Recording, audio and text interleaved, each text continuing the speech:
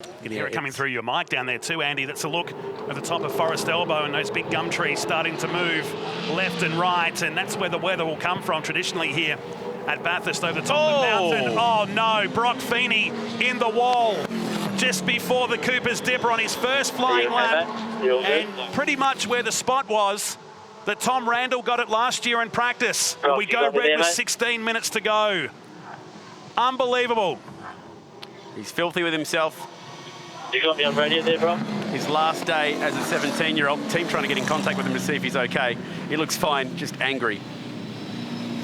That car will be out of action for at least this qualifying session, and it's going to be a big fix for Tickford to get that car back for the race today. He had such a good run yesterday as well. And let's find out exactly what transpired up on top of the mountain. Like you mentioned, Matt, very windy up there. Wow. You know how yesterday we talked about that tyre wall maybe going further down? Had that not been extended, he may have just missed that wall. Yeah. Here it is again, coming down the hill.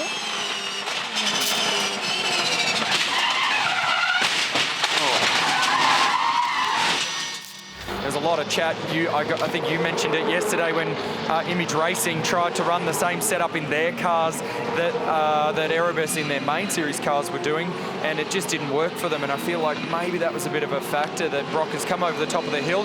He had heaps of confidence in the rear of the car from the Mustang. Probably wasn't there in his Super 2 car, and we've seen the byproduct of that. So in his second and final qualifying session for Dunlop Super 2, it's Brown from boys, Randall, Ojeda, Fife, and Matt Charter. We had one of his best days out in the sun yesterday in that Grain Store Newcastle entry for Matt Charter Motorsport. Oh, it's the wheels dancing on the driver's right. Catch it, catch it. Oh, that was massive. And that went on forever. You see the inside wheels pick up, and from there he fought the car. You're right, mate. And now in the wall on the right-hand side, and for the second time in this session, we go red at Bathurst. So watch for the right side tyres. They lift up just about there. Here it is. Daylight. Oh. Man, he did a really good job to try and catch it. Just ran out of road, ran out of corners. Any other track in the country, you'd probably get away with it. And remember, that used to be raw concrete on the right-hand side as well, because where Jack Smith had the crash in the endurance race a couple of years back was this raw concrete. Now it's tyre wall, but still can cause a lot of damage.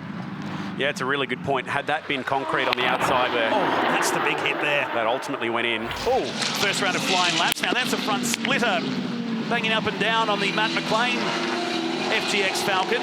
Debut run in the second car for Matt Charter Motorsport. Violent. Mechanical black flag, car 17. Mechanical black flag, car 17. It's not go unnoticed, has it, at race control? So they're going to have to bring this car straight back in and get that fixed up. Oh no, it's the 777 now. They are struggling. That is at Penrite Pass, Griffin's Bend. That's turn red 3. Flag, red flag, red flag.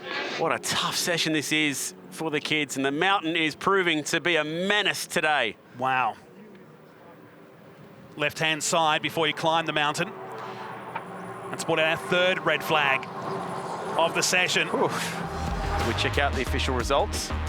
Not bad from Jay Robotham to be 10th here, given the conditions and what he was dealing with earlier in the weekend. So Will Brown picks up the pole by just 77 thousandths of a second here in a turbulent qualifying session for Dunlop Super 2.